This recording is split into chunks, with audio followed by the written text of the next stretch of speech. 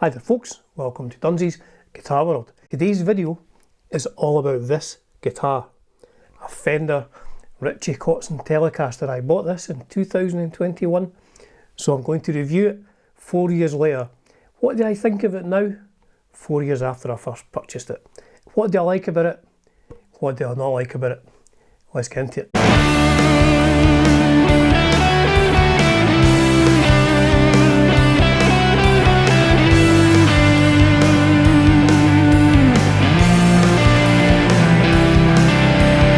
And I will state the obvious here, I cannot play like Mr. Richie Kotzen. He is a genius guitar player. Incredible technique, just everything about his playing. Tasteful playing, his pitching of when he's bending notes, just unbelievable guitar player. So I cannot play like him. So any sounds in this video will be me playing this guitar. Now I'm going to go against all advice I've ever read about making YouTube videos, and I'm going to tell you from the off what you want to hear. What do I think of this guitar? I think it is absolutely brilliant. I'm really glad I got it. I just love playing it. So let's take a closer look. Let's take the strings off, look at the pickups and the construction of it, and then we'll listen to some sounds. So it's a 6 saddle bridge, through body stringing. It has block steel saddles. The bridge pickup is a DiMarzio DP384 chopper T, and the neck pickup is a Twang King, a DP172. It has two controls. The one at the back there is not a tone control. That switches between series and parallel, and that is the volume control. There you go, clicks to put it series and parallel for the pickups, and a 3-way pickup selector switch. These are jumbo frets. These are big frets, almost as big as the neck, but we'll get onto the neck measurements in a bit. So it really is a beautiful fingerboard as well, maple fingerboard, 25.5 inches scale, radius is 12 inches, I say jumbo frets. The nut is synthetic bone and Goto gold tuners as well, with the Richie Kotzen signature logo of the headstock. So it's a beautiful finished body as well. It's a flame maple top and an ash body. Now the neck shape is described as a large C, but I'll show you the measurements in a minute. So it's a two-piece top there, very nice under that. Beautiful looking guitar, just a 1-ply pickguard, and like I said, the body's made of ash, so there's how thick it is. It's not an overly heavy guitar. I think it's about 8 or 9 pounds, not massively heavy. It has a comfort cut if you have a fat belly, and on the top it's got a comfort cut as well, just sort of chamfers off a little bit, so it sinks through. Now the body looks to be a two-piece body there, but nice grain on it, and a sort of sunburst finish, and it is only bound on the top. Gold neck plate as well, with a big Fender F logo, made in Japan. Skunk stripe on the back of the neck. Gold strap locks as well, or gold strap pins, sorry, not strap locks. Now like I said, it has Goto gold tuners. So we'll get on to the measurements of the neck, because this does have a big neck. So there's a ruler on the nut width. That looks to me to be 41, and that's it in inches. It's been a long time since I measured anything in inches. Millimeters, this is the 12th fret, almost 50 width. 50 millimeters of the 12th fret and almost 2 inches at the 12th fret. So let's look at the neck profile. So that is the neck profile at the 1st fret and the 12th fret. Now let's have a closer look on film of what that actually looks like in real life. So even up at the nut it's a thick, chunky neck. Now I did have a 1957 Les Paul Custom Shop Junior, which has a huge neck on it, and this was just slightly smaller than that. So yes, a beefy neck, it has to be said, but I'll get to that at the end of the video, what I think about it. So two DiMarzio pickups. What do they sound like through some clean amplification?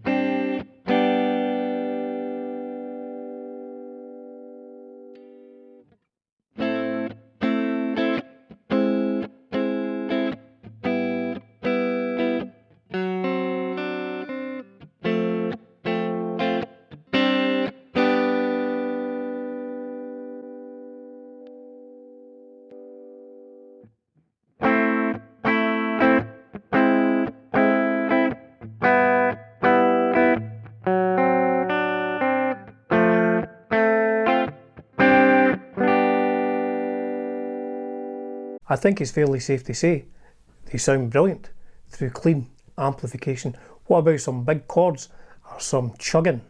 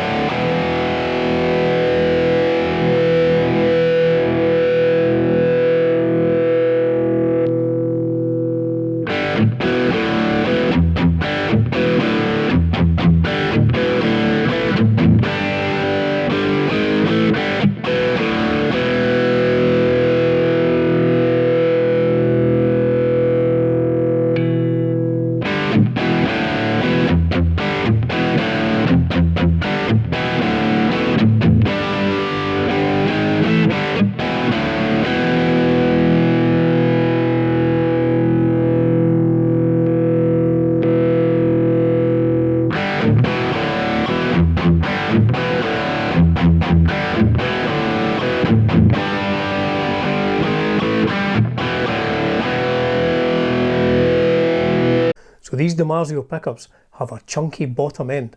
What about some lead sounds? We'll do some clean ones and then a bit more overdrive. See if we can get some whittling going on.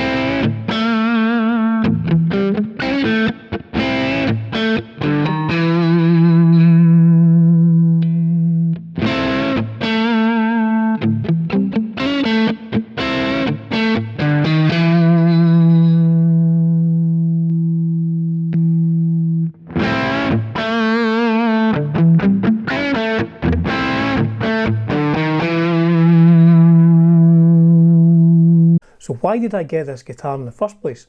Well, it was my birthday and I went to my local guitar store and I was trying a few different Telecasters. Now I very rarely, at this stage of my playing career, I very rarely buy a new guitar. It doesn't really make any financial sense to me to buy a new guitar. However, after trying 3 or 4 different Telecasters, this one was by far the best one I played compared to the American Telecasters that I played. This one just seems to have better build quality. It's just incredible bit of workmanship. So it's a great playing, great sounding, great looking guitar. There's maybe one thing that I wish it did have.